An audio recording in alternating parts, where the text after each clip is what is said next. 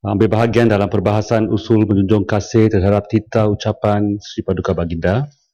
Saya akan ambil peluang ini untuk fokus pada TPPA kerana sudah 3 tahun setengah sejak kita masuk perbincangan perundingan TPPA pada Oktober 2010 dan sekarang sudah sampai kepada penghujung perundingan.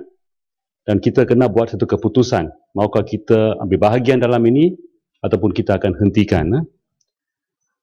Saya akan kongsi apa yang saya telah pelajari dalam penglibatan saya dalam caucus TPPA ini.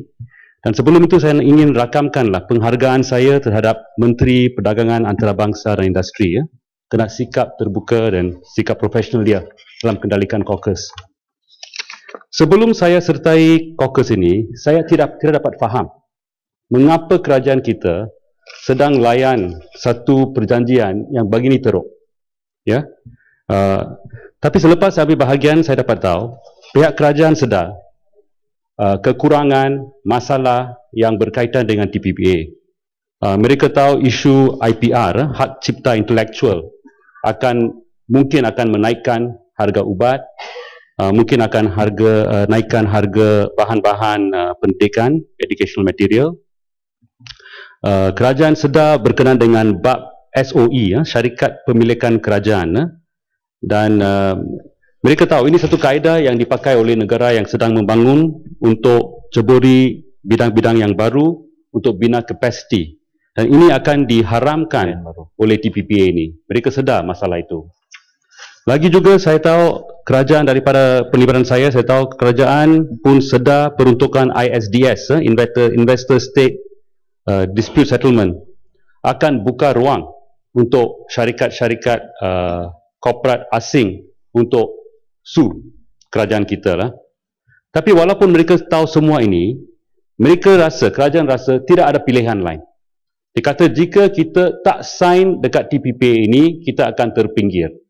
Kita di luar daripada kumpulan itu, dan kami ini tidak dapat bersaing. So oleh itu pendekatan kerajaan ialah untuk berunding sejauh yang boleh untuk kurangkan kesan-kesan negatif, tapi akhirnya juga sign kerana tak ada pilihan lain.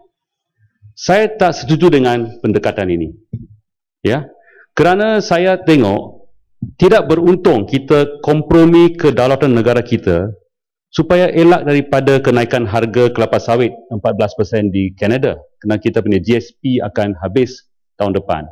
Kita tak masuk TPPA, harga kelapa sawit kita di Kanada akan naik 14%. Tapi itu tak cukup sebabnya untuk kita sign ni. Dan juga saya tak setuju kita akan terpinggir. Kita ambil ASEAN, ada beberapa negara besar dalam ASEAN yang tak ambil bahagian dalam TPPA. Indonesia tidak ambil bahagian. Dia tolak daripada dulu. Indonesia ada jumlah penduduk sebanyak 240 juta dengan GDP sebesar USD 867 bilion. Thailand pun tak sign kerana mereka takut pada industri mereka, mereka takut pada pertanian mereka. Mereka tak sign.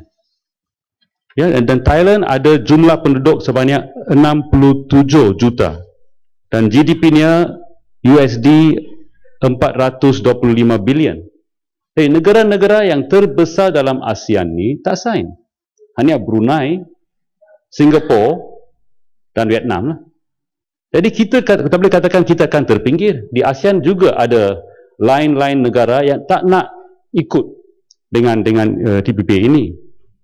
Dan untuk mengatakan kita tak ada pilihan lain, kita boleh tengok example di Amerika Latin, di mana beberapa negara di situ telah tolak perjanjian perdagangan bebas dengan Amerika Syarikat.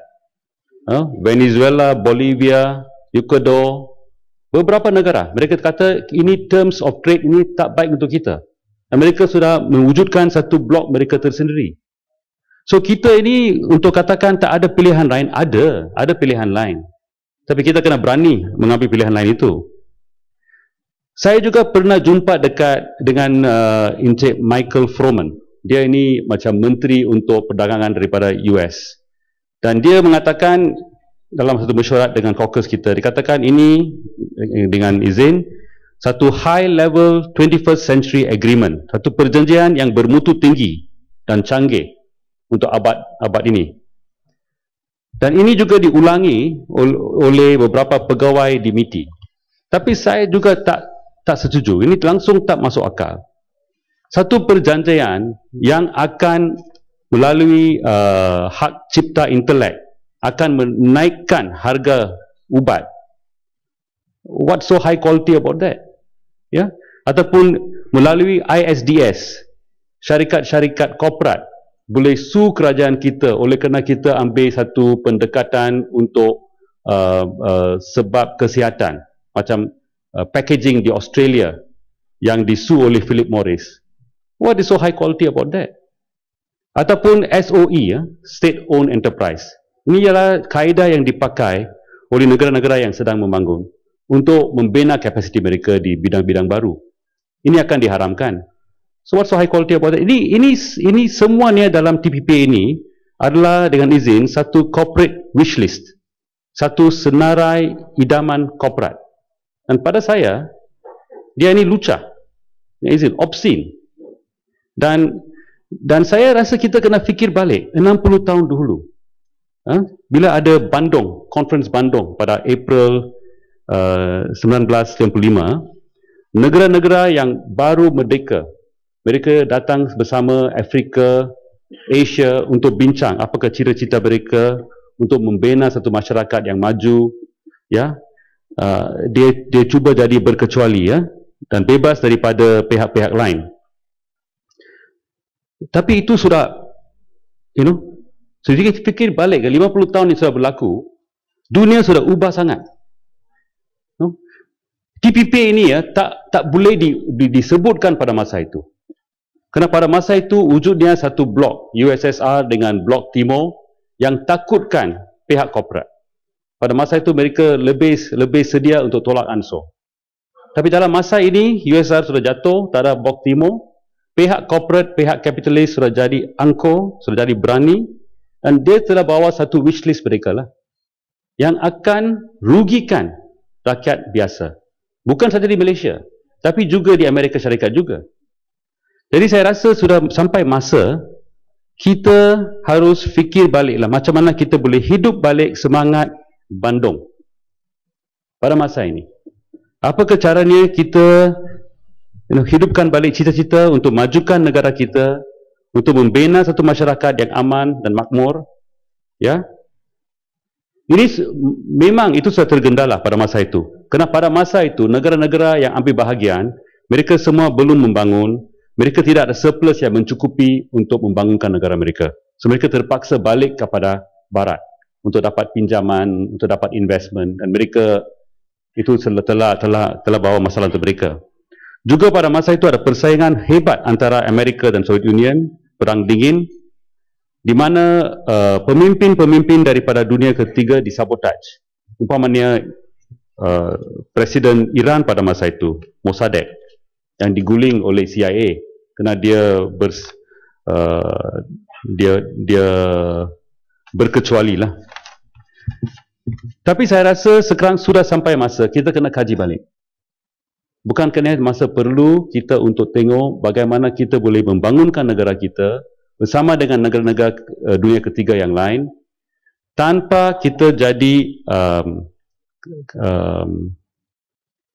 dikuasai oleh satu cadangan korporat yang hanya bawa untung pada pihak korporat tapi merugikan semua rakyat biasa di negara mereka dan juga negara kita juga.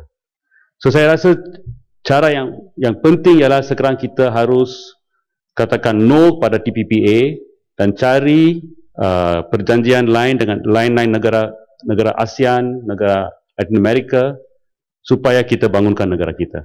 Terima kasih. Yang Muhammad Sabah Bernam. Terima kasih kepada Yang di-Bertua.